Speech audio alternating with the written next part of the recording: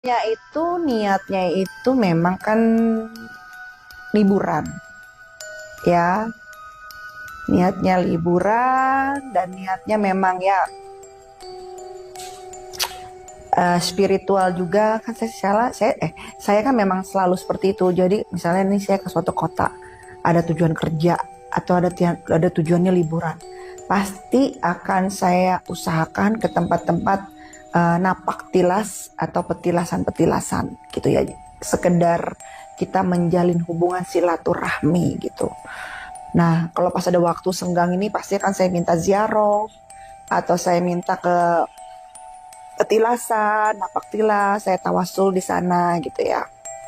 Dan kebetulan banget saat ini saya ada di daerah sekitar Gunung Lau ya. Eh, Memang ketika saya tawasul itu saya mendoakan, bukan hanya mendoakan manusia saja, tapi saya juga berkirim doa untuk alam semesta jagat raya, untuk gunung, laut, sungai, tumbuhan serta hewan. Intinya selama itu adalah ciptaan Tuhan, ciptaan Allah Subhanahu wa taala. Nah, Gunung Lau ini termasuk yang masuk saya khususkan, saya doakan ya. Jadi kan memang ada Gunung Salak, Gunung Krakatau, Gunung Pancar, Gunung Merapi, terus Gunung Semeru, Gunung Slamet, Gunung Lau, itu memang saya khususkan, saya doakan gitu ya. Nah, mungkin teman-teman agak sedikit kaget mendengar cerita ini, kok teteh ngedoain. Sedangkan itu kan hanya sebuah apa ya, ada yang berpikir itu kan tidak bernyawa gitu ya. Tapi itu kan versi kalian. Versi saya, selama itu adalah ciptaan Allah Subhanahu wa taala, tentunya bermanfaat di dunia ini dan memiliki tugas. Nah, ketika saya berzikir itu gitu kan, ada wangi yang menghampiri bahasa. Wanginya tuh jelas. Saya cium, aduh enak banget tuh wangi. Saya bilang gitu kan, wangi seorang raja khas ya. Saya masih meminjamkan mata.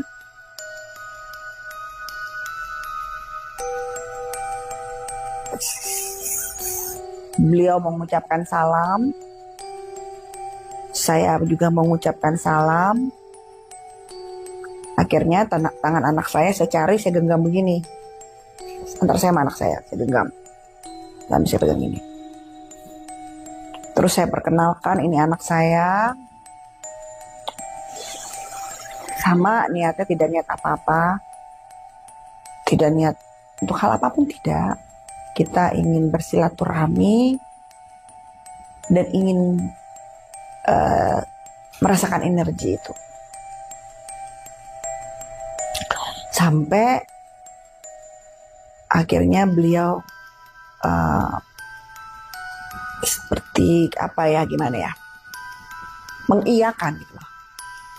Mengiyakan, menjawab iya gitu kan, diterima, malah ditunggu gitu.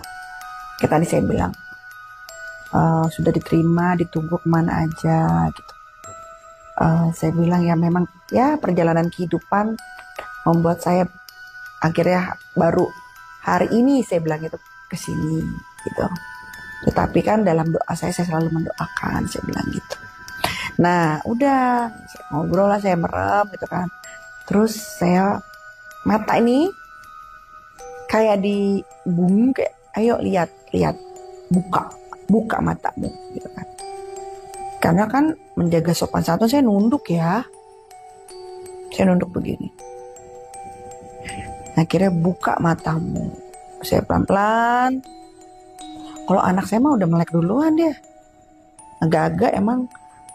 Terus dia duluan buka mata. dia kayak antara takjub, shock, happy. Karena dia tuh bercerita sampai jalan pulang, sampai di hotel, sampai di pesawat, sampai di mana aja ketakjuban dia ngeliat gitu. Sibuk dia seperti ngeliat apa ya, fans dia waktu kecil, dia kan waktu kecil kan fansnya sama Justin Bieber tuh ya. Waktu usia 5 tahun tuh dia udah ngefans sama Justin Bieber kan. Seperti itulah excitingnya dia gitu loh.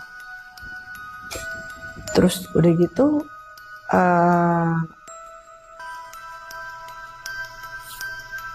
baru saya melek begini, dang, ada beliau dengan pengawalnya, penggawa-penggawanya, dan saya baru kayak kebuka mata saya begitu baru ngeliat bahwa banyak masyarakat yang ada di sana, kayak kehidupan, gitu. Kayak era zaman kerajaan. Baru tuh saya ngeliat pakaiannya pun pakaian kerajaan, penggawanya juga masih pakai pakaian kerajaan, masih pakai tombak, masih bener-bener beliau dikelilingin itu semua, dan very very handsome, tampan sekali, berwibawa,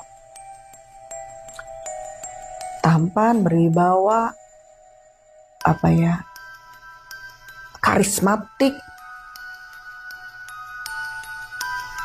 humble, rasanya tuh kayak nyaman aja, hangat aja jiwanya gitu loh. Dengan para penggawanya itu, saya pikir kan mau diapain gitu ya, karena datang semua beserta saya dilihatkan pengikut masyarakatnya gitu, kerajaan, dan saya udah nggak ngeliat kayak gunung lagi ya, udah kayak apa ya, kayak kehidupan aja. Dan yang saya lihat tuh tidak seram-seram. Itu yang saya lihat saat itu kan. Memang kan ada beberapa lingkungan ya, tetap yang seram-seram biasanya ada kalau di gunung itu, untuk menjaga juga kan, untuk yang berbuat macam-macam. Tapi yang alhamdulillah yang dilihatin ke saya sama anak saya tuh yang nice aja, karena ternyata nih anak saya ini lucu, dia kan polos ya. Dia bilang, kalau aku lihat nanti Eyang, dia bilang gitu, aku mau lihatnya jangan yang serem-serem ya Eyang, gitu. Itu kan bener-bener kan dia kalau saya bilang ini, udah berani request kamu, saya bilang gitu kan, udah berani minta, saya bilang gitu kan, ya iyalah, dia bilang gitu kan, aku kalau ngeliat yang serem-serem takut ngerepotin mami aku, dia bilang gitu, takut aku kaget, dia bilang. Jadi aku minta dibawa Eyang nanti kalau aku niatnya yang bagus-bagus ya Eyang, jangan yang serem-serem gitu kan, aku kan masih kecil Eyang gitu, nanti aku ngerepotin mami aku nggak mau, kasihan, dia bilang gitu. Benar, dia ngeliat kayak tadi monyet lucu kan, terus dia ngeliat ya kayak masyarakat biasa, makanya pas dia ternyata gandeng saya begini, kan tadinya dia gandeng saya begini pas lagi duduk sila, kan dia maju tuh ke depan. Tadinya kan dia kayak makmum, saya imam ya kan. Pas dia maju ke depan ini, ternyata dia udah ngeliat tuh, karena sekarang saya masih merem, masih berdoa, dia udah ngeliat tuh. Terus tadinya dia gandeng saya begini, kan dia gandeng tangan saya begini nih, duduk di sebelah saya, duduk sila. Beda, udah gak gandeng lagi, tapi dia begini saya nih, tangan saya diambil, dia langsung gini. Ternyata tuh dia udah ngeliat gitu. Paranormal pun melihat bahwa pengalaman yang ia alami tidak berhenti hanya pada kemunculan dari sosok Prabu Brawijaya, tetapi mulai menunjukkan hal-hal yang semakin sulit dijelaskan dengan logika. Menurut penglihatannya, suasana yang ia rasakan juga ikut berubah. Energi di sekitarnya terasa lebih kuat, lebih dalam, seakan ada kekuatan yang sedang bekerja dan tidak bisa diabaikan begitu saja. Menariknya, ia juga merasakan bahwa apa yang terjadi bukan sekadar penglihatan biasa. Ada lapisan lain yang mulai terbuka, seolah memperlihatkan sebuah tatanan yang selama ini tersembunyi dari pandangan manusia. Nah, dia bilang bahasanya monyet yang tadi lucu itu tiba-tiba jadi kayak seorang punggawa. Dia bilang gitu. Hah? Dia bilang tuh. Nah, dia ada rasa takjub, ada rasa takut. Wajar. Ya, wajar saya bilang gitu kan. Dan memang benar ya saya lihat. Jadi dengan mahkota beliau gitu ya. Beliau memakai baju kerajaan, ada pakaian yang di sininya itu apa saya nggak paham. Ya, warnanya kayak emas kayak begitu gitu ya. Dan warna rambutnya juga hitam, beliau hitamnya tuh kayak apa ya? Gelombang kecil lah. Nggak lurus banget, nggak keriting atau enggak lah. Gitu. Terus ada kumisnya dikit gitu ya.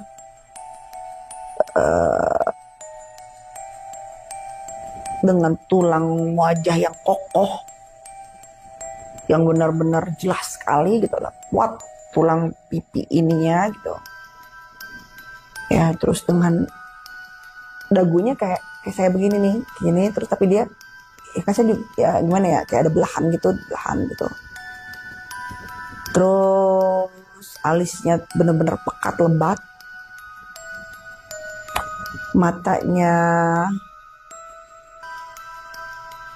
Matanya tuh apa ya? Matanya tuh seperti sendu lah. Ini ya kalau kalian bisa ngelukis tuh silakan saya kasih gambaran. Matanya tuh sendu tapi tajam. Dia lebih bukan wajah, dia lebih wajah yang berwibawa. Gitu loh. Badannya bidang. Kulitnya itu lebih ke kuning rangsa coklat tapi nggak hitam banget, itu nggak kuning gimana ya gitu deh. Dan tampan, handsome lah. Nah, punggawa-punggawanya itu yang benar-benar punggawa inti kalau bahasa saya itu bentuknya sama semua. Jadi kayak tingginya sama, berat badannya sama. Kayaknya ada kriteria kayaknya sih. Oh saya lihat gitu kan, itu yang benar-benar kalau menurut saya tuh setia lah gitu. Nah jadi kan ada punggawa-punggawa tuh. Nah di samping punggawa juga ada pakaian yang beda kayaknya sih, sebagai kalau di kerajaan itu sebagai kayak apa ya, seperti petuah-petuahnya gitu loh. Karena pakaiannya nggak sama kayak punggawa, lebih mewah lah pakaiannya gitu loh. Kalau kerajaannya mah bener-bener ini banget gitu. Masyarakatnya masih pakai, yang perempuan masih pakai lurik, apa sih, pakai kain gitu kan, sanggul gitu ya. Masyarakat kayak itu aja biasa. Saya dilihatkan gitu. Saya salam gitu kan, dia pun senyum. Nah, terus saya bilang saya habis dari ke ziarah kayak yang makam saya sebutin gitu kan. Dan saya juga memang ada ketarikan yang kuat untuk kesini. Dia bilang memang sudah ditunggu. Nah terus saya bilang halimunnya begitu tebal sekali. Dia bilang gitu. Saya bilang gitu kan. Saya tanya apa memang selalu seperti ini. Terus akhirnya beliau mau titip pesan bahwa kalau mau ke laut ke atas gitu, intinya gitulah, itu jangan hari Selasa ya.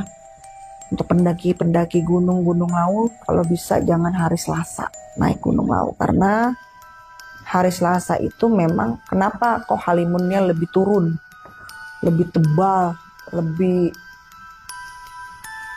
luas gitu jangkauannya, dan titik kefokusannya agak sulit. Karena memang biasanya itu ada kayak seperti hari hajatnya yang ada di atas. Gitu biasanya mereka lagi ada hajat. Jadi kalian kalau bisa hari Selasa jangan muncak, jangan naik. Pesannya seperti itu ya. Nah terus ya saya tidak, maksudnya gini loh.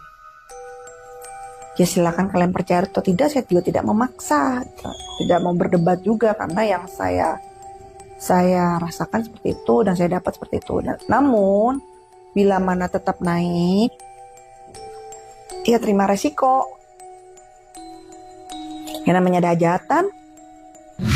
Paranormal pun melihat bahwa pertemuan tersebut tidak hanya berhenti sampai di sana, tetapi juga membawa pesan yang jauh lebih dalam.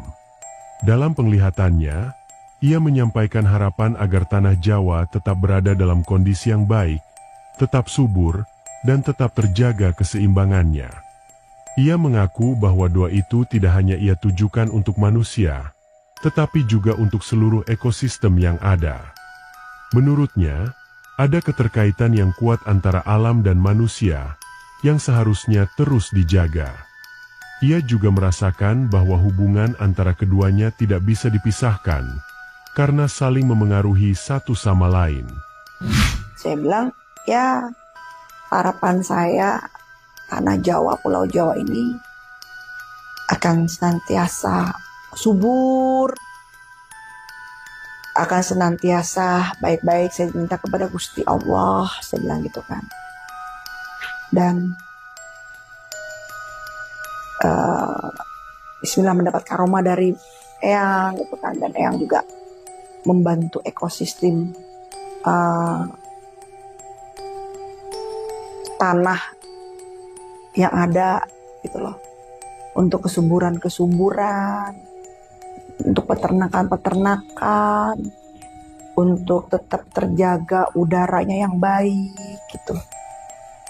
Intinya tuh untuk masyarakat penduduk dunia yang sekarang lah gitu loh, saya bicara begitu gitu loh. Jadi biar hubungan antara laut dengan penduduk sekitar, masyarakat di sekitar juga makin terjaga gitu. Ya walaupun saya bukan masyarakat di laut kan, tetapi ya dengan saya udah ada di situ kan, berarti memang gimana ya, udah ikut serta gitu loh, jadi masyarakat di sana gitu. Nah terus ya pas saya